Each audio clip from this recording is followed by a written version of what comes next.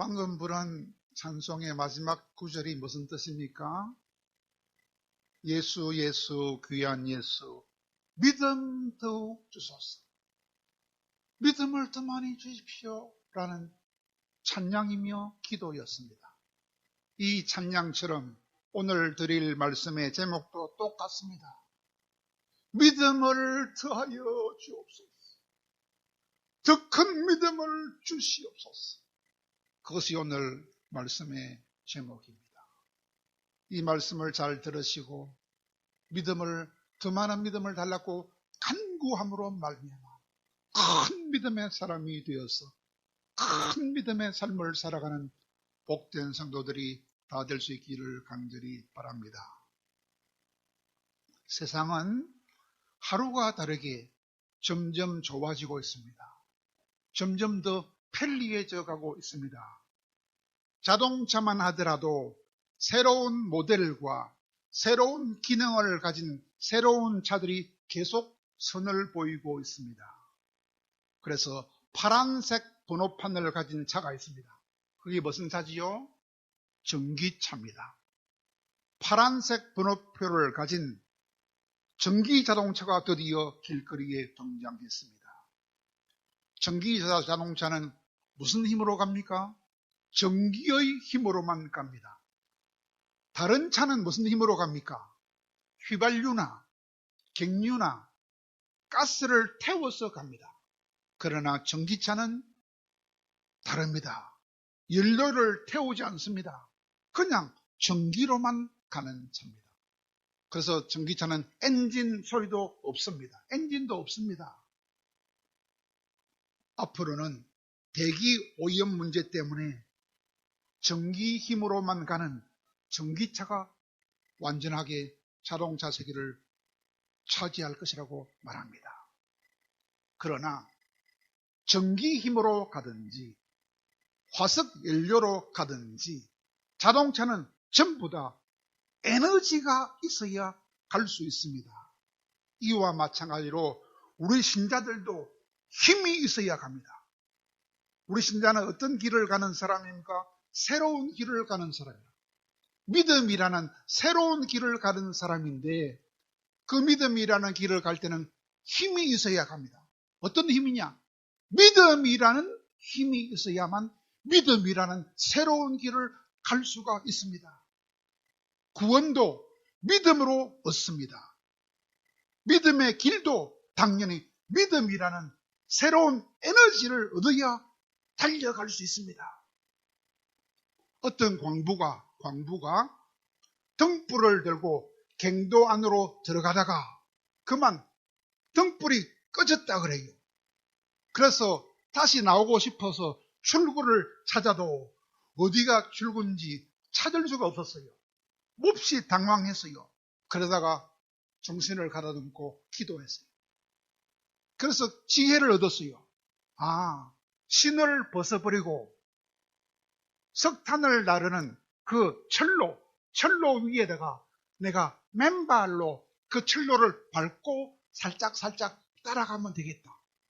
그러니까 캄캄한데 하나도 안 보여도 맨발로 철로를 싹 밟고 밖으로 안전하게 나왔다 그랬습니다. 신자도 그렇습니다. 신자도 천국으로 안전하게 가려면 신을 벗어야 됩니다. 맨발로 가야 합니다. 그래서 하나님이 모세한테 신을 벗어라. 신을 벗고 맨발로 믿음의 길을 가는데 어떤 힘으로? 믿음의 힘으로 가야 하는 것입니다. 세상은 보지 못하는 길을 믿음으로 가야 하는 것입니다. 세상이 보지 못하는 것을 영의 눈으로 보고 세상 사람은 들을 수 없는 것을 영의 귀로 듣고 세상 사람들이 느끼지 못하는 것을 온몸으로 영적인 감각으로 느끼면서 철로를 따라 맨발로 가는 것처럼 천국을 향하여 믿음의 힘으로 걸어가야 하는 것이 신자들의 길입니다. 그런데 우리 신자들은 감당할 사명이 있습니다. 우리도 여러 가지 문제가 있습니다. 문제가 나올 때마다 하나하나 해결해야 합니다. 또 우리는 어떤 사명이 있습니까? 이웃에 대한 사명이 있습니다. 가족에 대한, 시민에 대한 그런 사명이 있습니다. 뿐만 아니라 가장 중요한 사명은 하나님에 대한 사명이 있습니다. 하나님의 자녀답게 살아야 할 사명이 있습니다. 신자답게 살아야 할 사명이 있습니다. 그래서 우리는 어떤 말을 들어야 합니까? 이야, 저 사람 보니까 신자라서 그런지 뭔가 참 다르다. 이런 말을 들어야 됩니다. 저 사람은 신자라 하더니 정말로 참 정직하구나. 참 저 사람은 사랑이 많구나. 참 저 사람은 남을 생각해주고 남을 배려해주는 넓은 마음을 가진 사람이구나. 이런 말을 들으면서 살아야 합니다. 그래서 예수님도 말씀합니다. 너희들은 세상의 소금과 빛이기 때문에 착한 일을 많이 해가지고 하나님 아버지께 영광을 돌려야 한다. 그렇게도 말씀하셨습니다. 여러분, 오늘 읽은 본문에도 신자들의 사명을 예수님이 말씀해주고 있습니다. 두 가지 사명을 소개합니다. 첫째 뭡니까? 너희들이 실족하게 하는 일이 없을 수는 없으나 그러나 이 작은 자들 중에 하나라도 실족하게 만드는 것보다는 차라리 네가 연자 맷돌, 무거운 맷돌을 네 목에 메고 바다에 빠지는 게 더 낫다. 그렇게 말씀하시고 또 하나는 형제가 죄를 범해도 잘못했다라고 빌면은 하루에 7번이라도 용서를 해줘야 된다. 이렇게 신자들의 사명에 대하여 두 가지를 말씀합니다. 이런 말씀은 어떤 사명을 말합니까? 나의 실수로 인하여 다른 사람이 잘못되게 만드는 것보다는 차라리 내가 무거운 맷돌을 내 목에 메고 내가 바다 속에 빠져 죽는 게 낫다 이 말입니다. 남을 해치기보다는 내가 죽는 게 더 낫다 소리입니다. 또 하나는 나에게 죽을 죄를 지은 사람이라도 잘못했다고 말만 하면 한 번이 아니고 3번이 아니고 7번까지도 무한정으로 용서해 줘야 한다. 그것이 옳은 신자의 사명이다. 그런 말입니다. 그런데 여러분, 우리는 어떤 사람들입니까? 우리는 실수가 없을 수 없는 연약한 자들입니다. 또 다른 사람을 무한정 용서해 줄 수도 없는 그런 사람들입니다. 왜 그렇습니까? 우리도 사람이기 때문입니다. 실수하지 않는 완전한 사람이 아니기 때문입니다. 그러므로 나를 화나게 만들고 나를 아프게 만들고 나에게 죄 짓는 사람을 아직까지는 무한정 용서할 수 없는 그런 나는 연약한 사람이며 나는 아직까지 보통 사람에 불과합니다. 예수님의 제자들도 마찬가지였습니다. 예수님의 제자들도 3년 동안 훈련을 받았지만 그들도 우리와 똑같은 보통 사람들이었습니다. 그러므로 제자들이 예수님한테 간절하게 요구했습니다. 예수님, 우리들에게 믿음을 더하여 주시옵소서 라고 간청했습니다. 그 말은 무슨 뜻입니까? 우리는 그런 일을 아직 감당할 수가 없으니 그런 일도 감당할 수 있도록 믿음을 더하여 주옵소서. 그런 간청이었던 것입니다. 왜냐하면 그런 일을 감당하려고 하면 믿음이 있어야 감당할 수 있기 때문입니다. 믿음으로 똑바로 살아야 그 일을 감당할 수 있기 때문입니다. 여러분, 믿음으로 사는 것이 무엇입니까? 내 힘으로 사는 것이 아닙니다. 연약한 내 힘으로 사는 것은 믿음이 아닙니다. 연약한 내 힘으로 사는 것이 아니고 전능하신 하나님의 힘으로 사는 것이 믿음입니다. 전능하신 하나님의 큰 능력으로 하나님의 생각과 하나님의 뜻을 따라 똑바로 살아가는 것이 믿음입니다. 그러므로 예수님이 뭐라고 했습니까? 믿음의 삶에 대하여 뭐라고 했습니까? 할 수 있거든이 무슨 말이냐? 믿는 자에게는 넘지 못한 일이 없느니라. 믿는 자는 넘지 못한 일이 없어야 된다 그랬어요. 그게 믿는 자라고 그랬어요. 여러분, 믿는 자는 어떤 자라고요? 믿는 자는 자기 생각을 다 내려놓아야 돼요. 자기 감정을 다 내려놓아야 돼요. 쉽게 말하면 나는 완전히 죽어버려야 됩니다. 나를 부인해야 돼요. 나를 부인하고 예수님만 따라가야 됩니다. 누가 그렇게 했습니까? 훌륭한 믿음 좋은 사람 많았어요. 바리새인이라고 욕하는 고신 안에도 훌륭한 믿음 가진 사람 많이 있습니다. 두 사람만 예를 들까요? 바보 목사라는 별명을 가진 안양의 김상수 목사가 있습니다. 바보 목사입니다. 완전히 바보라요. 말씀대로만 살아요. 아무리 손해봐도, 아무리 욕을 해도 말씀대로만, 사랑으로만 살아요. 또 한 사람 있지요? 사랑의 원자탄, 사랑의 원자탄. 손양은 목사님도 고신입니다. 고신 안에도 다른 목사보다 훌륭한 사람 꽉 찼습니다. 무조건 고신 욕하면 안 됩니다. 바보 목사, 김상수 목사님. 사랑의 원자탄 손양은 목사님처럼 자기 생각을 다 내려놓고, 감정을 다 내려놓고, 자존심 다 없애버리고, 완전히 나는 죽어버리고, 하나님의 말씀만 따라서 사는 것이 믿는 자입니다. 그런 자들은 아무리 악한 사람도 다 용납하고 용서할 수 있습니다. 아무리 악한 사람도 섬길 수 있습니다. 큰 믿음만 있으면 어떤 원수도 용서해 줄 수 있습니다. 주님처럼 끝까지 자기를 죽이는 자도 용서해 줄 수 있습니다. 그것이 믿음으로 사는 것입니다. 그러므로 문제는 믿음입니다. 그런 믿음이 있느냐가 문제입니다. 큰 믿음이 있으면 모든 사람을 조건 없이 사랑해 줄 수 있습니다. 그들을 세워줄 수 있습니다. 내가 가진 것을 조금 더 아까워하지 않고 그냥 나누어 줄 수 있습니다. 그런 큰 믿음이 있으면 한없는 용서의 삶을 살 수 있고, 한없는 섬김의 삶을 살 수 있고, 한없는 희생의 삶도 살 수 있습니다. 조건이 없어요. 따질 필요가 없어요. 따지지 말고 사랑하고 섬기는 것. 따지지 말고 나를 희생하는 것이다. 그것이 믿음의 삶입니다. 그러므로 예수님이 그런 제자들의 요청을 들으시고 이렇게 대답하셨습니다.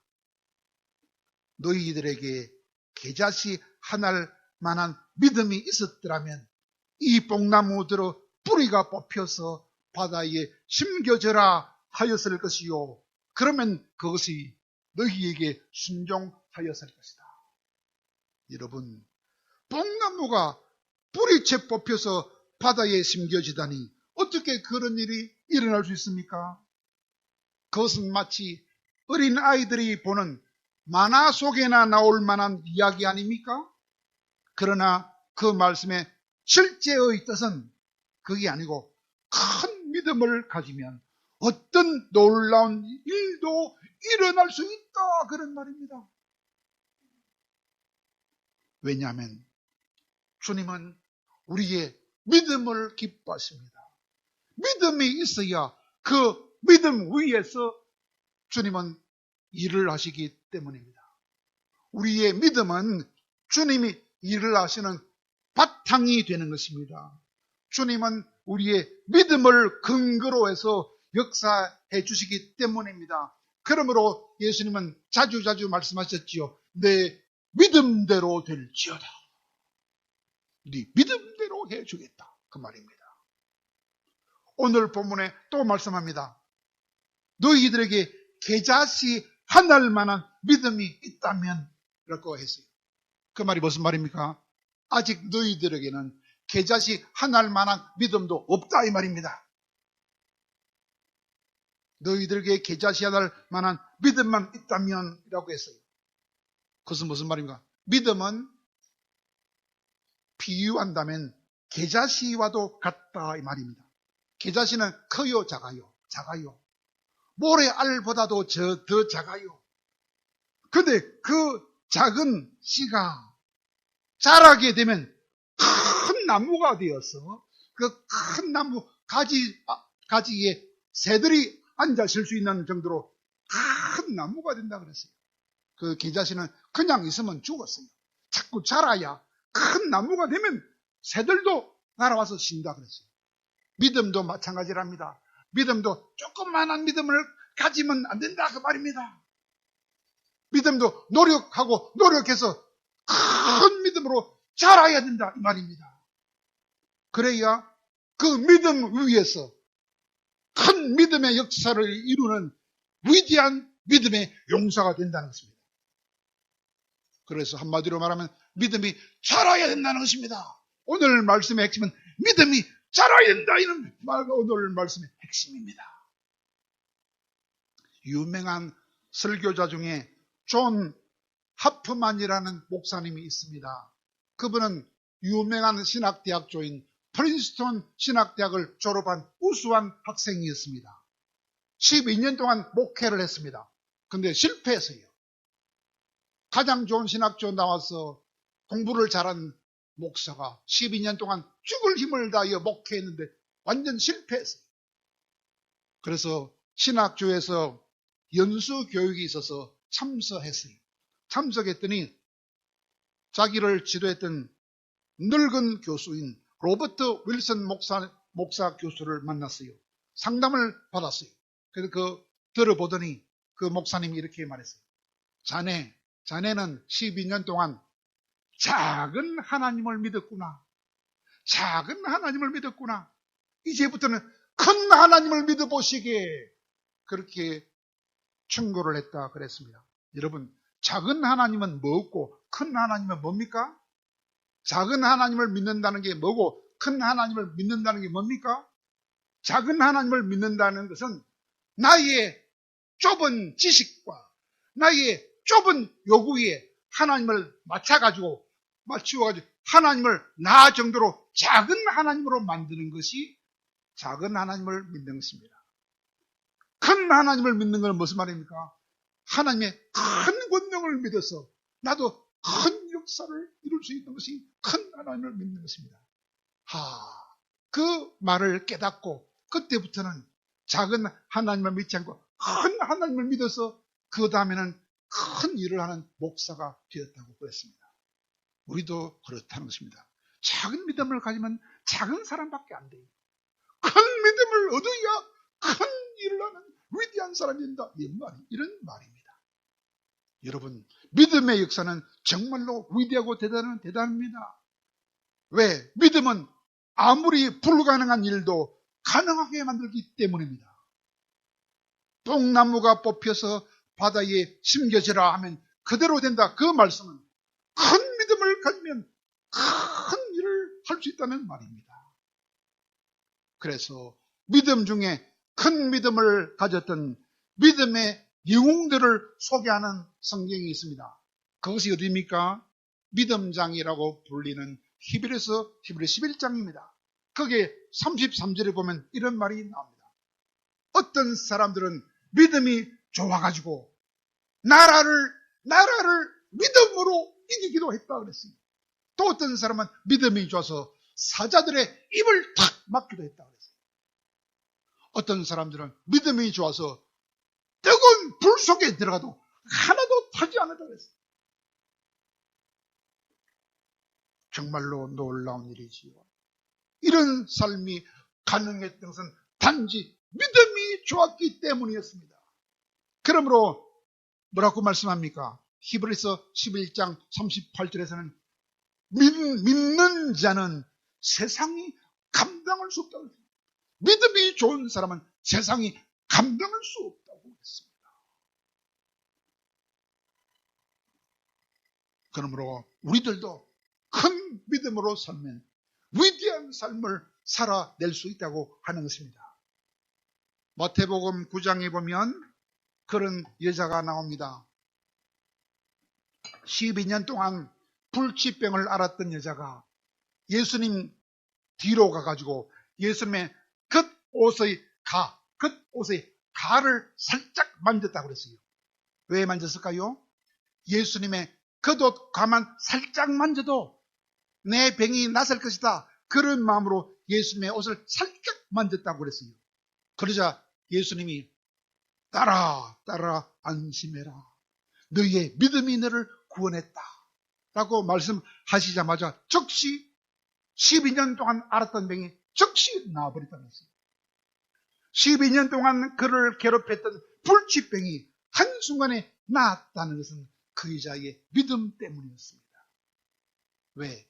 예수님의 옷만 살짝 만져도 내 병이 낫을 거야 라는 그 큰 믿음 때문에 12년 동안 풀지 못했던 큰 어려운 문제가 순식간에 풀렸다는 것입니다. 그 믿음이 문제 해결에 큰 능력이 되었다는 것입니다. 그러므로 우리의 삶도 우리의 믿음의 크기에 달렸다는 것입니다. 위대한 삶을 사느냐, 행편없는 삶을 사느냐 하는 것은 믿음이 크냐 작으냐에 달렸다는 것입니다. 믿음의 크기에 우리 인생이 달렸다는 것입니다. 여러분, 우리 고등학교 10년 후배가 있습니다. 그 사람은 성당의 신부라요. 이태석 신부입니다. 그 사람은 자기를 위해서 살지 않고 하나님을 위해서 살았어요. 결혼도 하지 않고 하나님만 위해서 살았어요. 그래서 아프리카 남수단에 가서 믿음으로 살았어요. 그러다가 48세가 됐을 때 대장암으로 죽었어요. 젊은 나이에 죽었어요. 근데 아프리카에 가서 그 불쌍한 영혼들을 위해서 살았어요.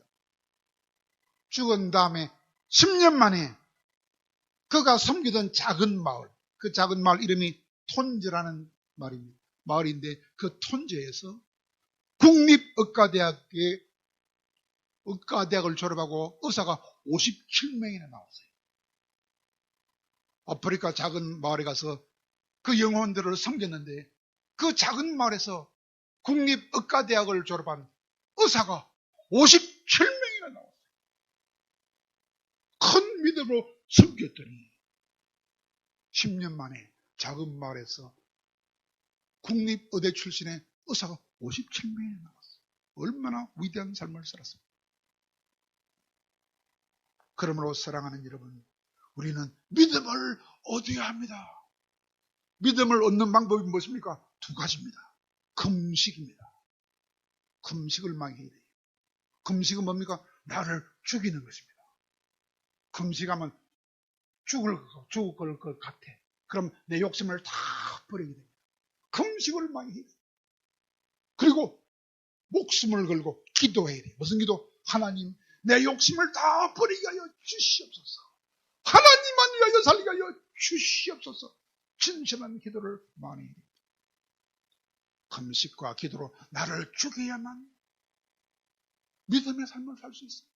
말씀대로만 살게 하여 주옵소서. 내 욕심을 다 버리게 하여 주옵소서. 그래서 금식과 기도로서 믿음을 얻어서 큰 믿음을 얻으면 모든 문제로부터 자유하게 됩니다. 자유하게 되고 두 번째로 거룩하게 되고 또 사명을 감당하게 돼요. 그러면 기쁨과 감사가 넘치게 돼요. 그러면 믿음이 올라가게 됩니다. 그래서 믿음이 올라가서 믿음의 용장이 됩니다. 믿음의 용장 중에 두 사람만 소개하면 다윗이잖아요. 다윗. 또 믿음의 용장 또 누가 있습니까? 엘리사가 있습니다. 믿음이 좋았던 다윗과 엘리사가 뭐라고 했느냐?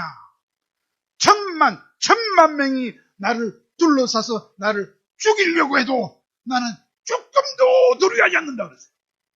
1000만 명이 나를 둘러싸서 나를 죽이려고 해도 나는 조금도 두려워하지 않는다. 왜?